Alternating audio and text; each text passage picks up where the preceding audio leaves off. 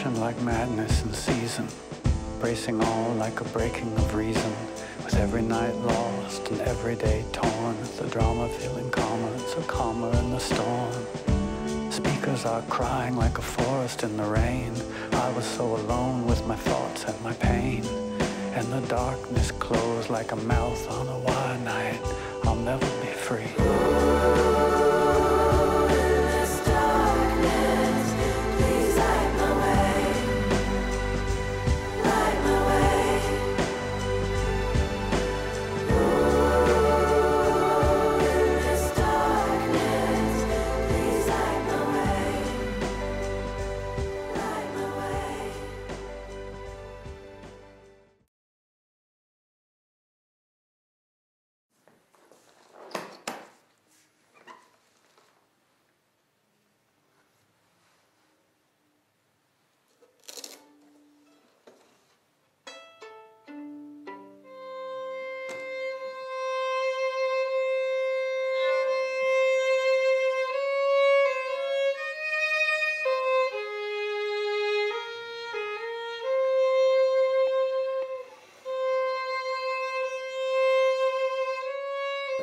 Gavin wouldn't have fit into the your typical drug culture sort of group. I mean, he would have fit into the teenager, the curious teenager, marijuana experimentation, maybe LSD, tobacco, these sort of things that kids experiment with. So he wouldn't have been a habitual drug user. He would have been someone who would have really, if he did decide to try a substance, would have done it out of curiosity as to how that would have affected him. So that's the kind of person that he was. He was very optimistic towards life, and so that's the kind of guy that he was. You know, that's the kind of person he was. It's a shame he's not here to help people.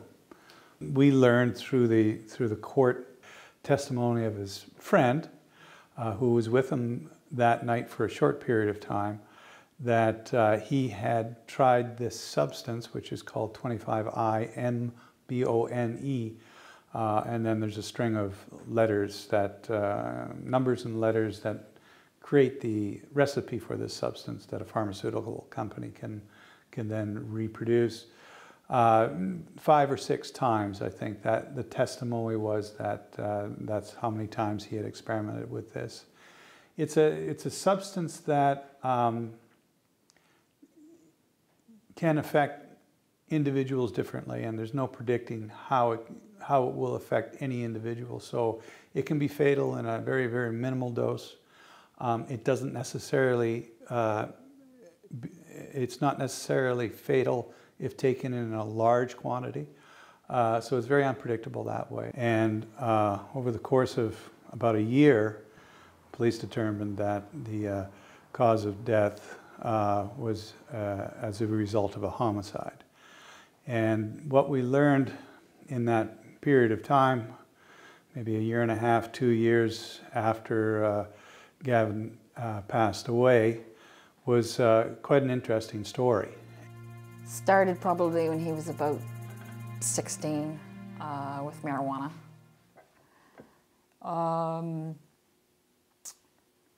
He was convinced that it was fine. We tried to explain the dangers of it. But he continued on, and then it got into the ADD medication, abusing friends' ADD medication, and then it led into opioids. We tried to explain what would happen, the dangers of it, but it just didn't seem to resonate with him. He went to rehab once, and he'd have periods of being clean, and then he'd always relapse. He tried hard to stay clean. He'd be, that's it, I'm done, I'm not going to use anymore. And then he would relapse. And then he'd go for a while, and then he'd get off it again. I think the longest he went was a year of being completely clean. And then certain things happened in his life, and he relapsed, and that was the one that killed him. So my son, when he was a teenager, started using drugs and alcohol. And before, even in his teenage years, he was in trouble with the law. And that was something wholly new to me. I had never dealt with anything like that. And again, I looked at myself, what am I not doing right? What am I not doing right? And so this was, I was like, it took the wind right out of my sails. And I remember going to court the first time with him, and I was baffled. I felt so alone. I felt so ashamed. I felt so sad for him, and at the same time angry enough to wring his neck. And why did, you know, all these things. And I was fearful. What's going to happen to him? What's going to happen to me? How's my health going to hold up under all this? Because I was pretty worn out by this time. And being there alone, I felt so alone. I felt like nobody understood where I was. And if I did tell them, my family, for instance, whose kids gave not a peep of trouble, if I did tell them, I felt that they would judge me. And I had enough pain now. I didn't need judgment, especially from family or anything. But I felt very judged. Well, if I'm going to say it from a mother's perspective, looking at her son, he just, I don't think he even realized what he was doing at the time. I don't think he realized that he was trying to numb pain. And then it became a lifestyle of drug use and the friends and the adrenaline rush. And marijuana became his gateway drug. And I would say that's how it progressed. And then it grabbed a hold of him. And he didn't know how to get out of it. He tried different things. He went to Portage when he was about 15. That was the first rehab. But every time he went, I thought, this is it. This is when he's going to get better. And he goes again at 17 and 19 and 21 and he even does a year program. And I think this is it. I would tell people, oh, he's doing really well. He's going to be okay. And here we are, and he's going to be 33, and he's still not okay. I don't know when that day is ever going to come. Sometimes I feel bad because I lose hope, thinking this is who he's always going to be. His younger sister actually asked me that, Mom, do you think he's ever going to be okay? I'm like, I don't know anymore. But if I lose hope in him, then where's that leave him, right? Because and he has said to me, Mom, you're all I have now. Don't give up on me. So. We were living in Surrey, BC, and she decided to go out with a friend on a Saturday to stay the night. And from that day, I hadn't seen her in 2.5 months. She was held against her will and forced every day to do her drugs. So when I finally found her, she was addicted. Just kept leading on from there. Like I walked the streets of Surrey and Vancouver day after day looking for her, putting posters out every day. And I didn't think I was ever going to find her. In the beginning, it really, I don't know, she tried to help, but I kept pushing her away. She would come in shacks and try to find me. She'd walk the streets at night to try to find me. I don't know. Because I lost her, and like I said, I couldn't sleep, I couldn't eat. I had to keep going to doctors, and because I was getting literally sick from it. And I was losing weight, cranky at everybody. Did you know she was doing that? Nope. Nope, not at all. Because I didn't know how to deal with it, I was taking it out on everybody else. So, it's really rough when you don't know how to deal with it And you got people coming to you saying, just never mind, leave her alone. No, I can't. You know, it sickens you really bad. Like, I had a nervous breakdown and everything, so. It's not what you expect. It's not what you want. It's not what you dream. It's not even, it's your worst nightmare. I remember I seen a kid on the west side, you know, the squeegee kids, and he was probably about 15, 16. And I looked at the kid and I looked at him and I said, if that ever happens to you, that would completely break my heart. And it did. It wasn't a squeegee kid, but I mean, yeah, what people call junkies. I mean, it's awful for somebody to just look at your kid like another drug addict. And so many people do. They don't understand it until you go through this. You have no idea. And you can't say anything. So many people, it's the stigma, the way they treat people, the way that he was treated, the way the military treated him, but yet it's okay for the military to drink. But yet when it comes to drugs, it's completely different. And substance use is a symptom of a deeper problem, and we keep trying to put a Band-Aid solution on it rather than get to the root causes. And I think, you know, when you talk about drugs, decriminalization, people need support. What I always say is that the 24-year-old who's using IV drugs in her neck was never a 10-year-old who said, when I grow up, I can't wait to be a drug addict and live on the street and have to sell myself. It's never anyone's dream or goal. Through events that happens, right? We would never blame someone for getting hit by a car. We'd never blame someone for coming down with cancer. We'd never blame someone for a health condition. And we don't treat addiction and substance use in that way. Because of the nature of this disease, I don't believe that there is a lot of help for families, but some of the reasons behind that is that there's a lot of shame with the disease of addiction. And so individuals may be hesitant to speak out. They may fear that others will judge them, that they may not share or understand their experience. And there may be a lack of compassion as well, as far as why did this happen? You know, did you in some way, let's say if you're a parent, did you contribute to this in some way? So I think it's complicated, but definitely folks are left feeling isolated and alone. We all have a hole somewhere, and we use different things to fill it. Every person's got a hurt.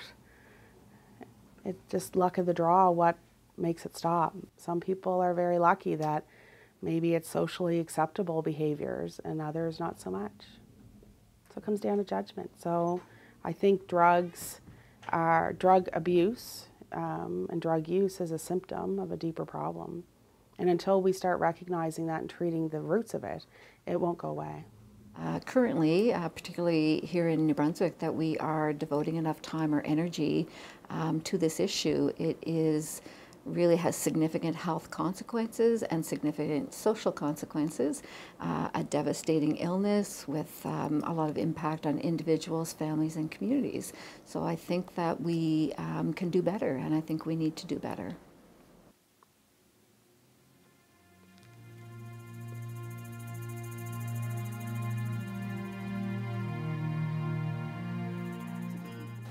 So much has changed. They were great memories, but I didn't realize at the time, I'm thinking about when we took them, the life I would have thought my son would have grown up to have. But these pictures are around the time probably when he started getting into drugs. And this, now I can look back and think, okay, this was the beginning of the end. I guess that's what I think when I look at the pictures. This was the beginning of the end. So the natural instinct for me as a mom is to fix it, however that looks. So if he's 12 or 13 and starting an addiction, then fixing it looks like making sure I know who his friends are and, you know, having accountability and curfews or whatever. As he gets older, as a teenager, how do I start fixing it then? Because then he can look at me and say, that's too bad, Mom, and walk out the door. So then I have to make the consequences more serious. And if he's to the point where he's stealing from me, do I charge him, right? So then there's that whole tough love thing comes into play. So then he gets a little older, and that's not working anymore because he's an adult and he's doing most of his stuff outside the home. So then it comes a part of, well, do I kick him out, right? Or do I give him a home, at least he has a safe place to live? And everybody has an opinion about that, and you're struggling with this. So then he becomes an adult and he moves away and he calls you from different places. You know, he's hurting and he has no food and he has people are after him and he needs some money, right? So then what do I do to help him? Well, I'll send money. Is that a good thing or a bad thing? I don't know. Is it going to save his life? If I don't send the money and it doesn't, I have to live with that. So then he ends up in jail. Well, how do I help him then, right? So then it changes again. I be there for his phone calls. I make sure he gets a card at Christmas with a little bit of money so he can go to the canteen. When he gets out, I try to be there to pick him up so he doesn't get on a bus and go to a town that he doesn't even know anybody. But even when I do all those things, there's times when I can do nothing. My hands are tied, so then what? You know, I can't be with him 24/7. But natural instinct as a mom is I'll do whatever it takes to try to help my son get through this addiction and have the life that he always hoped for, right? There's just nothing you can do, just watch them waste away, to waste their lives, to ruin their health, ruin their finances, ruin their relationships, ruin your relationships. Your whole family is turned upside down. There's always, you're continually walking on eggshells because you don't know what's going to happen next. The phone rings in the middle of the night, or the phone rings at 10 o'clock at night, and you think, that's it. They found him. Or he's in jail. Or something's happened. It's constant worry. And there's nothing you can do, no matter how much you try to convince them. And they know it. So again, there's a lot of shame associated with addiction. And you know, who shares this experience? Who can you talk to about this, right? Who's going to understand? And do you really want to open yourself up for people's judgment, for people to, you know, think negatively about you because maybe your son or daughter, not only are they addicted to drugs, but perhaps they're in and out of jail, perhaps they're working sex trade, they're engaged in behaviors that, you know, society just views as undesirable and unacceptable. And so therefore, people reaching out for help is much less likely to happen, and we're less likely as a community to try and create resources. You feel like you failed. There's a part of you missing. It's awful because there's no justification. There's no justice for this. These drugs killed him. So they're being prescribed and they're being made by pharmacies and they're killing people. How is that any different from a loaded gun? As far as I'm concerned, there's no different. These things, they need to have some kind of regulation. They have to stop over-prescribing. Why do people have to go home with 60 pills? They're taking these 60 pills and they're selling 30 to supplement their income. It just doesn't make any sense. And they just, the pharmacies make the opioids, and then they also make the methadone to try to get these people off the opioids. So it's just a big circle of people making money. And it's our kids that are suffering. And it's not just kids anymore either. It's adults, all ages. These people are getting addicted to these opioids. And it's just, something has to give. I mean, over 4,000 deaths last year to opioids across Canada. It is surprising to me that there are people who would exploit a young person, school-age person, for their profit, for their ability to operate illegally. It has been the biggest problem in my life. And I have a sense from what I learned from other people that it is the biggest problem that they have to deal with in their lives. Because there's no training for it. It visits you, unannounced in most cases that I know of. And it's left to the women. And we have nowhere to turn. Like, I felt like I was treading water all the time. My God, how long more can I tread this water? And it's awful. It takes everything from us. And we're not really well equipped to deal with it because there's no ground rules for it. Women are the caregivers and the caretakers, especially within families. And so ultimately they feel responsible. Sometimes individuals who struggle with addiction come from single-parent families where only a mother is involved, right?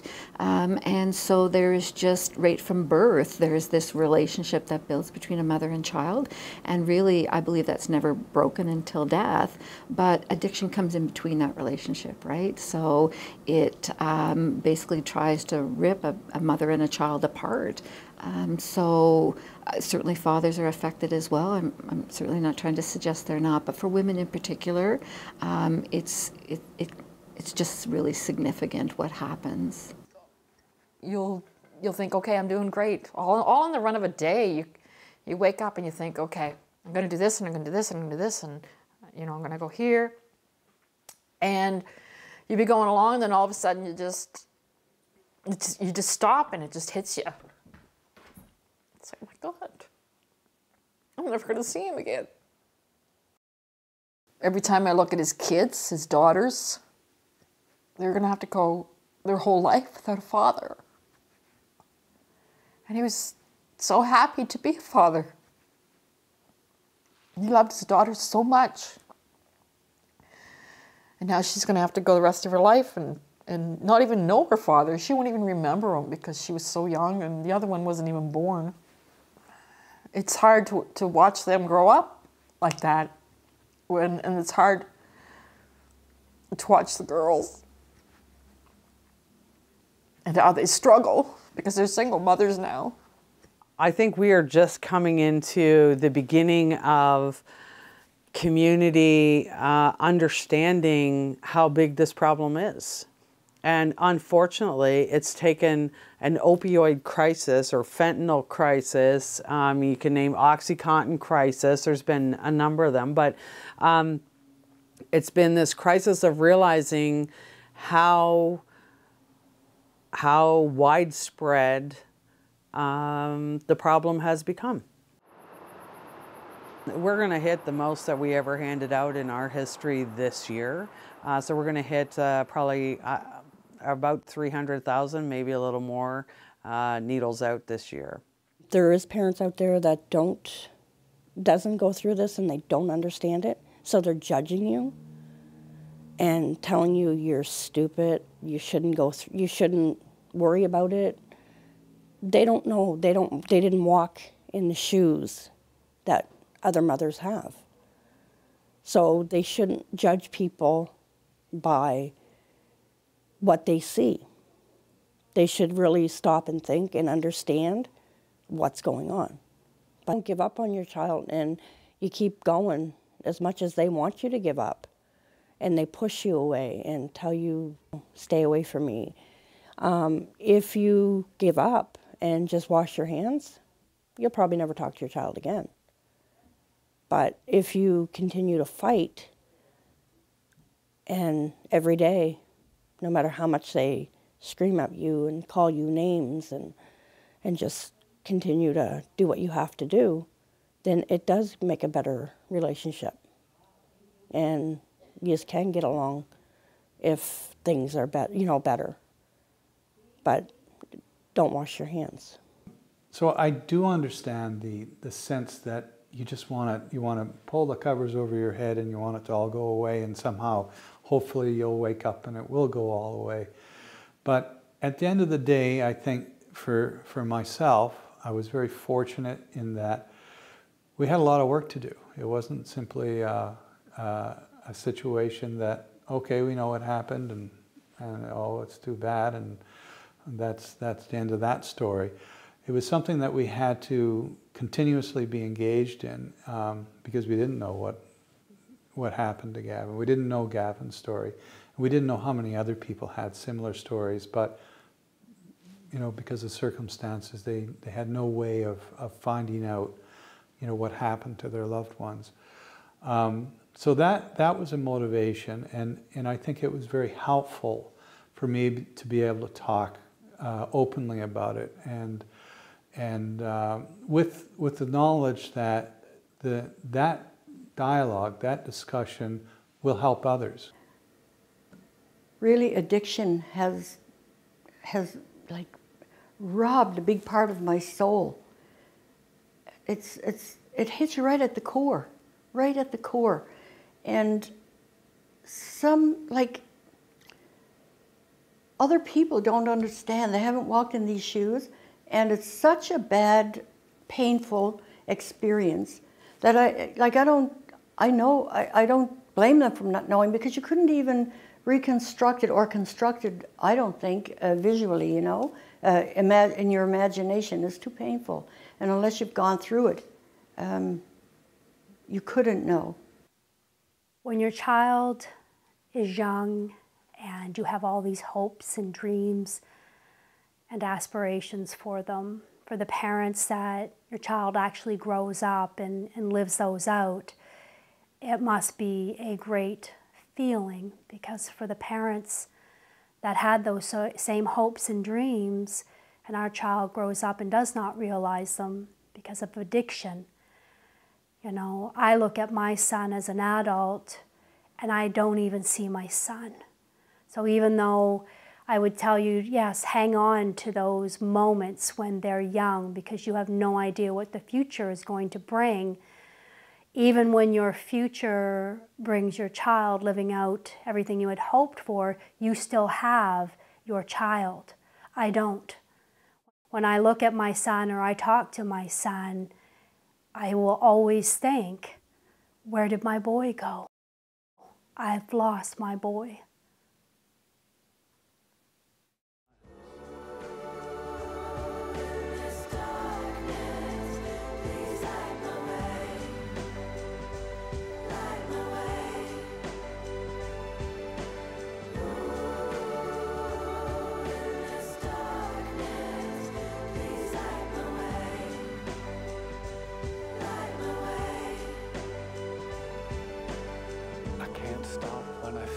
Stopping.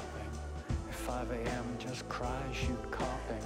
The perfect life was enough for you, but never enough to see me through. For all the lies that were spoken in ways, and the way we lived as an affront to the days. Wasn't affront to the things that we cared about, wasn't affront to everything that we cared about.